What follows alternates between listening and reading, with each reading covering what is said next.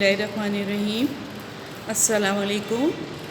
آج تاریخ بنی اسرائیل کے بارے میں ہم آپ کو بتائیں گے، کیونکہ زیادہ کر انبیاء کرام بنی اسرائیل میں آئے۔ اس کی تھوڑی سی جو ایک تاریخی پس منظر ہے کہ کہاں سے یہ اس کا شروع ہوتی ہے، میں بتاتی ہوں آپ لوگوں کو۔ اسرائیل عبرانی لفظ ہے، عبرانی پہلے وقتوں کی زبان۔ اسرا کے معنی ہے بندہ، ایل کے معنی ہے اللہ۔ اسرائیل کے معنی ہوئے اللہ کا بندہ، جسے عربی میں عبداللہ کہتے ہیں۔ حضرت یعقوب علیہ السلام جو حضرت اسحاق علیہ السلام کے بیٹے اور حضرت ابراہیم علیہ السلام کے پوتے تھے۔ ایک دفعہ دوبارہ ریپیٹ کروں گی۔ حضرت یعقوب جو حضرت اسحاق علیہ السلام کے بیٹے اور حضرت ابراہیم علیہ السلام کے پوتے تھے۔ اللہ تعالیٰ نے اسرائیل لقب عطا فرمایا کس کو؟ حضرت یعقوب کو۔ انہی کی اولاد بنی اسرائیل کہلائی۔ بنی یا بنو کے معنی ہے اولاد یا نسل۔ حضرت ابراہیم علیہ السلام کے دو بیٹے تھے، بڑے حضرت اسماعیل، چھوٹے حضرت اسحاق علیہ السلام۔ حضرت اسماعیل علیہ السلام کی اولاد تو عرب میں قریش اور بعض دوسرے قبائل کی شکل میں پھیلی، اور بعض قبیلے جو نسلاً حضرت اسماعیل کی اولاد نہ تھے مگر ان کے پھیلائے ہوئے مذہب سے متاثر تھے۔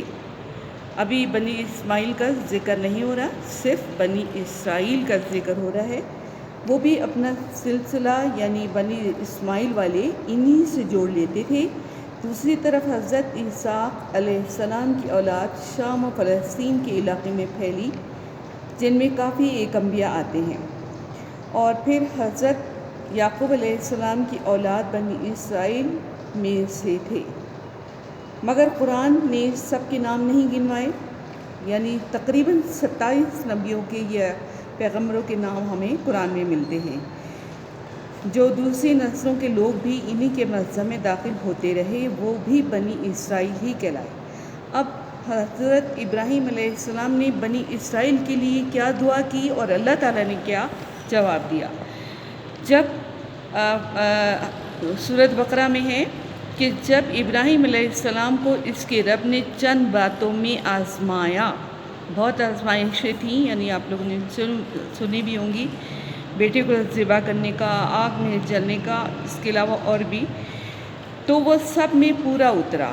اللہ نے کہا میں تجھ کو سب لوگوں کا پیشوا بنانے والا ہوں، امام بنانے والا ہوں۔ ابراہیم علیہ السلام نے عرض کیا یہ اعزاز یعنی یہ عزت میری اولاد کو بھی بخش۔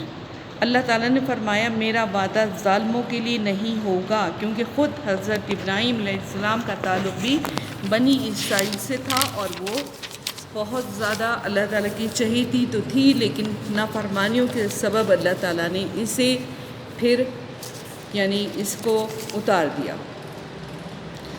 بنی اسرائیل پہ اللہ تعالیٰ نے انتہائی نوازش بھی کی۔ اللہ تعالیٰ نے کیا فرمایا؟ اے بنی اسرائیل، یاد کرو میری وہ نعمت جس سے میں نے تمہیں نوازا تھا، اور یہ کہ میں نے تمہیں دنیا کی تمام قوموں پر فضیلت دی تھی۔ یہ نوازش ملک و سلطنت کی بھی تھی، امامت دین کی بھی تھی، جو سورۃ نساء میں بھی آیا کہ ہم نے ابراہیم علیہ السلام کی اولاد کو کتاب و حکمت کی عطا کی اور ملک عظیم بخش دیا، مگر ان سے کوئی اس پر ایمان لایا اور کوئی ایمان نہیں لایا۔ پھر تعمیر کعبہ کا ٹاپک ہے کہ تعمیر کعبہ کو جس نے تعمیر کیا اور کیا دعا کی۔ حضرت ابراہیم علیہ السلام نے اللہ تعالیٰ کے حکم پر مکہ میں وہ گھر تعمیر کیا جسے اللہ نے اتنی عزت بخشی کہ اسے اپنا گھر و بیت اللہ کہا۔ اسی گھر خانہ کعبہ کی تعمیر میں حضرت اسماعیل بھی باپ کے ساتھ رہے۔ اللہ تعالیٰ خانہ کعبہ کی دیواریں اٹھاتے وقت دونوں باپ بیٹے اللہ تعالیٰ سے کیا دعا کرتے رہے؟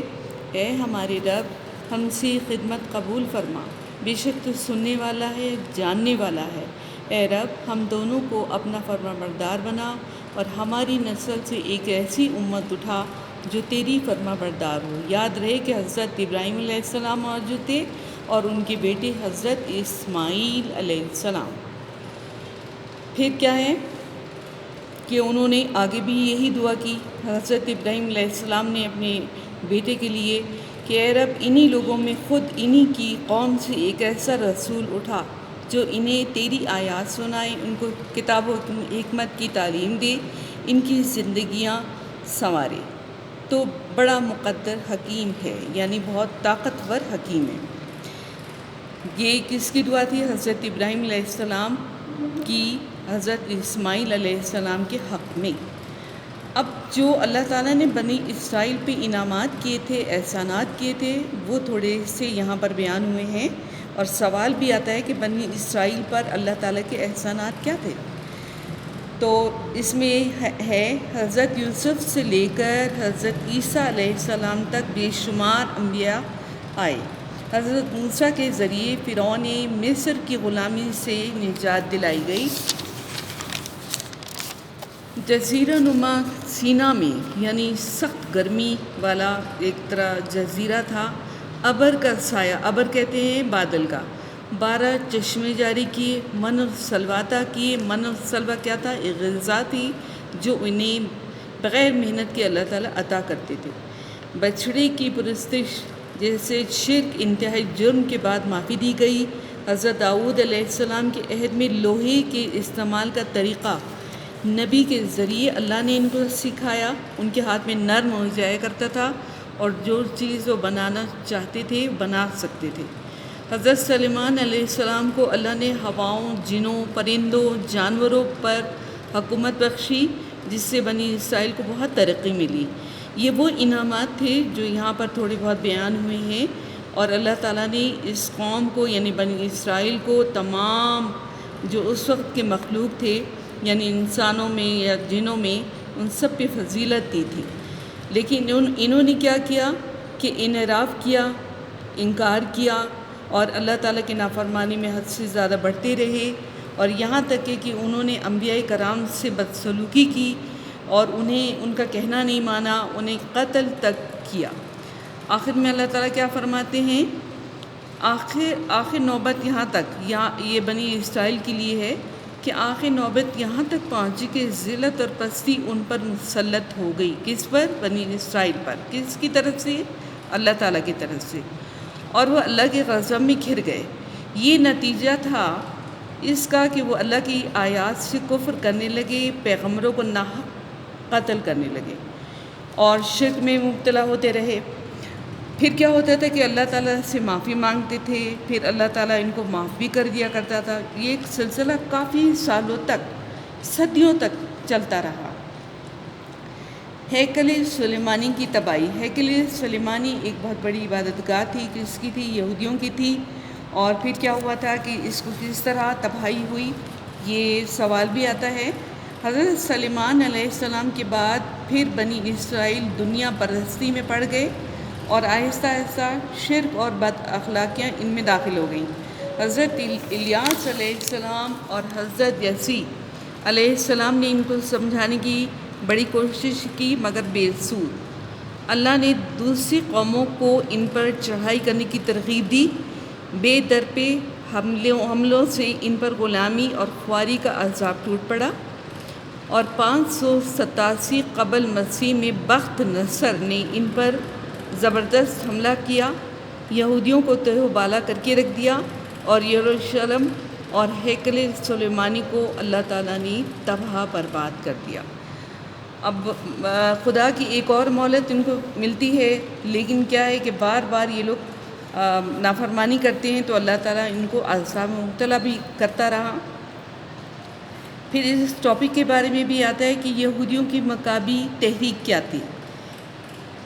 پھر ایرانی سلطنت کے زوال اور سکندر اعظم کی فتوحات سے اور یونانیوں کے عروج سے یہودیوں کو کافی نقصان پہنچا۔ مختلف فاتح آتے یہودیوں کی تہذیب و تمدن کو تباہ برباد کر کے رکھ دیتے۔ بہرحال یہودیوں میں رد عمل کے طور پر ایک زبردست تحریک اٹھی، جس کا نام تھا مکابی تحریک، یعنی اپنے فیور میں۔ اسی تحریک کے نتیجے میں ان کی ایک آزاد دینی ریاست بن گئی، جو 67 یعنی 67 قبل مسیح تک قائم رہی۔ بعد میں اس تحریک کی روح ختم ہو گئی۔ اور دنیا پرستی اور ظاہر داری ان میں داخل ہو گئی۔ اب انہوں نے حضرت عیسیٰ یعنی جو ہمارے نبی صلی اللہ علیہ وسلم سے پہلے آئے تھے، 500 سال کا تقریباً عرصہ بنتا تھا، ان کے ساتھ بھی یہودیوں نے نہایت برا سلوک کیا، اور یہاں تک کہ انہوں نے ان کی جان کی دشمن بن گئے۔ پھر اللہ تعالیٰ نے ان کو اوپر اٹھا لیا اور ان پر یہودی بہتان بھی لگانے لگے۔ اس طرح کیا تھا کہ ان کو اللہ تعالیٰ نے تو بچا لیا، لیکن کیا کہ ان کی شکل میں ایک اور یہودی پھانسی پہ لٹکا دیا۔ خیر ایک لمبا ایک چوڑا قصہ ہے۔ تو یہاں پر اللہ تعالیٰ نے فرما دی کہ ہم نے عیسیٰ علیہ السلام کو یعنی مصلوب ہونے نہیں دیا، نہ مرنے دیا، بلکہ اوپر اٹھا لیا۔ اس طرح بنی اسرائیل جو کی نسل تھی وہ تقریباً ختم ہو گئی، اور پھر یہاں پر جو آخر میں آتا ہے کہ ان کی مسلسل بدعہدیوں، کفر شرک میں پڑ جانے پر بالآخر اللہ تعالیٰ نے ان کو منصبی امامت دین سے محروم کر دیا۔ کس کو؟ بنی اسرائیل کو، اور اپنے آخری رسول حضرت محمد صلی اللہ علیہ وسلم کو بنی اسماعیل میں پیدا کر کے اس منصب کو امت محمدی کے سپرد کر دیا، اور بیت المقدس کا قبلہ بدل کر ہمیشہ کے لیے خانہ کعبہ کو امت کا قبیلہ مقرر فرما دیا۔ تو یہاں پر آگے سپارے میں بھی یعنی رکوع میں بھی اس کا ذکر ہے کہ قبلہ کس طرح بدلا، پہلے کیا تھا، پھر کیوں اللہ تعالیٰ نے بدل دیا، یہ ہم آگے پڑھیں گے۔ تو یہاں تک بنی اسرائیل کی جو تاریخ ملتی ہے کہ ان کا عروج بھی ہوا، زوال پذیر بھی ہوئے، اور پھر اس کے بعد انہوں نے خود ہی اپنے ہاتھوں ایک ذلت لی کہ اللہ تعالیٰ کے احکام کو بدل دیا کرتے تھے، اپنی خواہشات کے مطابق چلتے تھے، نبیوں کو قتل کرتے تھے۔ تو اللہ تعالیٰ نے ہمیشہ کے لیے اس قوم کو یعنی بنی اسرائیل کو دھتکار دیا۔ ان میں زیادہ تر کون لوگ ہوتے تھے؟ یہودی اور نصارہ۔ ٹھیک ہے، یہاں پر میرا آج کا ٹاپک ختم ہوتا ہے۔ اللہ تعالیٰ ہم سب کو اپنے زمان میں رکھے، انشاءاللہ اگلی ٹاپک کے ساتھ پھر